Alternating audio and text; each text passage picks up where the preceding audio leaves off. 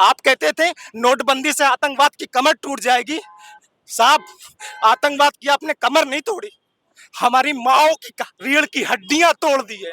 अब्दुल हमीद ने जो है टैंक उड़ाया था, इस तरीके से आज हम लोग एकजुट होके फिर हम लोग चाहते हैं कि पाकिस्तान के धज्जियां उड़ा देंगे हम लोग।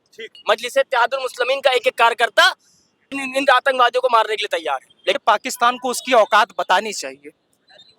उन्होंने हमारे 28 मारे हैं, उनके 28 लाख मारे जाने चाहिए। ये बुज़दिल मुल्क है, ये सिर्फ चुपचाप, इसके अंदर ना कभी हिंदुस्तान के सामने जितनी बार आया सामने से लड़ने को, इसको इतनी बुरी मौत मारा हिंदुस्तान ने, अब ये पीठ पीछे से वार कर रहा है। आतंकवाद के खिलाफ देशवासियों में काफी गुस्सा है और ये गुस्सा आप देख सकते होंगे, हर जगह पर कैंडल मार्च निकाला जा रहा है और लोगों के अंदर इतना ज्यादा गुस्सा है कि आप देख सकते हैं यहाँ पर दुबग्गे चौराहे पर लोग बैठे हुए हैं। क्या कहेंगे जिस तरीके से कायराना हरकत किया है पाकिस्तान ने और देशवासियों पर हमला किए, 28 लोग उसमें शहीद हो गए। देखिए सर, बात ये है कि आतंकवादी हमले ये कोई नया काम नहीं हुआ है, इससे पहले भी होते रहे हैं, लेकिन ये जो हुआ है 28 लोगों को निर्दोष मारा गया है, ये बहुत ही दुख की बात है। और हम ये चाहते हैं कि या हम लोग जो इसलिए बैठे हैं कि हम लोग ये चाहते हैं कि इन जो निर्दोषों को मारा गया आतंकियों के जरिए। आज आप लोगों को हमने सुना पाकिस्तान मुर्दाबाद के नारे लगाते हुए, लोग कहते हैं कि पाकिस्तान से प्रेम है यहाँ कुछ रहने वाले लोगों को। नहीं, प्रेम जिन लोगों का होगा वो होगा, लेकिन हम लोगों को अगर ये बात वाज़ेह हो जाती है कि वो कहाँ के हैं, किस मुल्क के हैं, हमसे उससे नहीं मतलब, हमें मतलब है आतंकवाद का खात्मा। आतंकवाद का खात्मा होना चाहिए और आतंकवाद का खात्मा वो यहाँ तक के होना चाहिए कि जिन आतंकियों को जहाँ से शय मिल रही है, जहाँ से संरक्षण मिल रहा है, उनका भी खात्मा होना चाहिए, तब ये आतंकवाद ख़त्म होगा। और हम लोग ये चाहते हैं जो निर्दोष लोग मारे गए हैं उनको उन आतंकियों को सज़ा मिलना चाहिए, फांसी की सज़ा मिलना चाहिए और सख्त से सख्त सज़ा मिलना चाहिए। हम इसकी पुरजोर मजम्मत करते हैं। ठीक है, आप कैसे देख रहे हैं जिस तरीके से ये हमला हुआ है, 28 लोगों पर हमला हुआ और 28 लोग शहीद हो गए हैं। देखिए, हमारे हिंदुस्तान का कोई भी नागरिक अगर कोई दूसरे मुल्क का आदमी आके हमारे मुल्क के अंदर आके मारता है तो हम उसको सिर्फ उसको दुश्मन की नज़र से देखेंगे। वो हम ये नहीं देखेंगे वो ईमान वाला है या गैर ईमान वाला है। हमारे लिए हमारा हिंदुस्तान का एक भी बच्चा हमारा भाई है, ठीक है।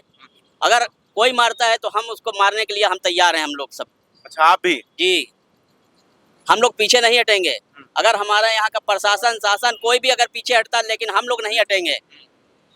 जैसे हमारे भाई अब्दुल हमीद ने जो है टैंक उड़ाया था, ठीक, पाकिस्तान के छक्के उड़ा दिए थे। इस तरीके से आज हम लोग एकजुट होके फिर हम लोग चाहते हैं कि पाकिस्तान के धज्जियां उड़ा देंगे हम लोग। ठीक है, देखिए ये AIM के बैनर तले जो है कैंडल मार्च निकाला गया है। जब कहना चाहिए, देखिए ये हमारा आक्रोश है, ये एक हम दिखा रहे हैं शुरुआत है कि हमारे अंदर गुस्सा है। आप कुछ ना कुछ करें और अगर आप हमें इजाज़त दें तो बताइए, हम मरने के लिए तैयार हैं। आप क्यों मरेंगे? हम मरेंगे क्योंकि हमें तकलीफ हो रही है, हम तंग आ चुके हैं। कोई आदमी आता है बेकसूर हिंदुस्तानी बैठे हैं, गोलियां दलदल दलदल मार के चला जा रहा है और उसके बाद वो हिंदू मुसलमान का जो है उसमें नफरत फैला रहा है, तो गुस्सा नहीं आएगी हमें? हम ये हिंदुस्तान एक गुलदस्ते जैसा मुल्क है, यहाँ इतने भाईचारे से रहते हैं और वो दूसरे सरहद से भेजकर यहाँ नफरतों की आग हिंदुस्तान को क्या ये दंगों का क्या बनाना चाह रहे हैं आतंकवादी? तो हमारा तो खून खौल रहा है ना ये सब देखकर। इसलिए हम चाह रहे हैं कि इस आतंकवादियों को ख़त्म करिए आप, ताकि इस पाकिस्तान की ये तो बुज़दिल मुल्क है, ये सिर्फ चुपचाप, इसके अंदर ना कभी हिंदुस्तान के सामने जितनी बार आया सामने से लड़ने को, इसको इतनी बुरी मौत मारा हिंदुस्तान ने, अब ये पीठ पीछे से वार कर रहा है, छुप के वार कर रहा है। इसके पास यही है, इसके अंदर कोई बहादुरी नहीं है। अरे तुझमें हिम्मत है तो खुल के बात करना, सामने तू क्या चाहता है। लेकिन चुपचाप आतंकवादियों को भेज के हमारे मासूम हिंदू जो बेचारे निहत्ते हैं, अरे उनके पास भी हथियार होता ना तो उनको कुत्ता बना के मारते हमारे हिंदुस्तानी, लेकिन बेचारे निहत्ते, उनके ऊपर गोलियां चला दी। तो बताना तू क्या चाहता है, हमको भेजे, हम मरने के लिए तैयार हैं। मजलिस इत्तेहादुल मुस्लिमीन का एक कार्यकर्ता इन आतंकवादियों को मारने के लिए तैयार है। लेकिन हम इस सरकार से, अपने माननीय प्रधानमंत्री जी से निवेदन करते हैं कि आप जल्द से जल्द इनका खात्मा करिए। देखिए, गुस्सा तो बहुत ज्यादा है। ऑल इंडिया मजलिस इत्तेहादुल मुस्लिमीन द्वारा आज कैंडल मार्च निकाला गया है। जिस तरीके से पहलगाम में जो है आतंकियों ने हमला किया, 28 लोगों को शहीद किया, उस पर राजनीति भी हो रही है। बहुत सारे लोग उससे हिंदू एंगल देने की कोशिश कर रहे हैं, क्या कहेंगे? देखिए, अभी राजनीति का विषय नहीं है, लेकिन सवाल तो वक्त के वजीर आजम से बनता है कि आपकी हुकूमत है, 11 साल से आप घुइयां छील रहे थे, हमारे देशवासी लगातार मारे जा रहे हैं, आतंक का शिकार हो रहे हैं, लगातार दहशतगर्द जो आकर के हमारे मुल्क में दहशतगर्दी कर रहे हैं, आखिर वो घुस कैसे रहे हैं? जिम्मेदारी तो आपकी है ना। हम इस वक्त दर्द में हैं, तकलीफ में हैं। हमने जब से वो चीखें सुनी है, हमने जब से देखा है कि माएँ अपने बच्चों का इंतजार कर रही हैं, बच्चे यतीम हो गए हैं, हमारे अंदर दर्द है, हमारे अंदर तकलीफ है।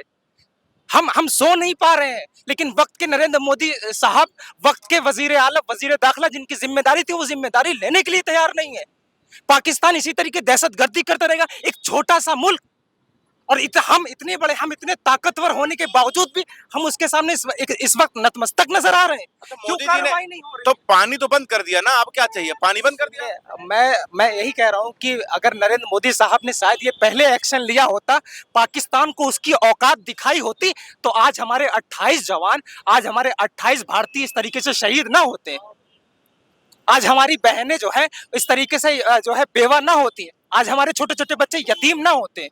फेसबुक ट्विटर हैंडल पर बीजेपी की तरफ से अपलोड किया गया, पोस्ट किया गया, जिसमें लिखा था, ना जाति पूछा, ना कुछ पूछा, धर्म पूछा, गोली मार दिया। देखिए, सबसे पहले हम मुसलमान हैं, और हम जिस कुरान को मानते हैं, वो कुरान ये कहता है कि अगर आपने बेगुनाह बेखता किसी को भी कत्ल कर दिया, XYZ कोई भी हो, तो आपने पूरी इंसानियत का कत्ल किया। तो वो धार्मिक एंगल देने की कोशिश की गई। जिन आतंकवादियों को ये बताया जा रहा है कि वो इस्लामिक थे, वो मुसलमान थे, और हिंदू धर्म पूछ करके मार रहे थे। तो सबसे पहले वो धार्मिक एंगल देने की कोशिश ना की जाए, मानो ऐसा पूरी बड़ी बड़ी मीडिया तो यही दिखा रही है। देखिए, सुनिए, अभी राजनीति का विषय नहीं, बोलने को बहुत कुछ है, लेकिन इस वक्त हम दर्द में और तकलीफ में हैं। बहुत कुछ है बोलने के लिए। मोदी जी तो बिहार में देख रहे हैं, देखिए, रैली कर रहे हैं। देखिए, मोदी जी राजनीतिक रैली कर सकते हैं, लेकिन हम इस वक्त तकलीफ में हैं। मोदी जी को जिम्मेदारी लेनी चाहिए थे। धारा 370 हटने के बाद भावुक क्यों हो गए? भावुक क्यों? नहीं, मैं परेशान हूँ। मेरे लोग मारे जा रहे हैं, आतंकी हमले हो रहे हैं, हम 140 करोड़ लोग घुइयां, हम क्या करेंगे?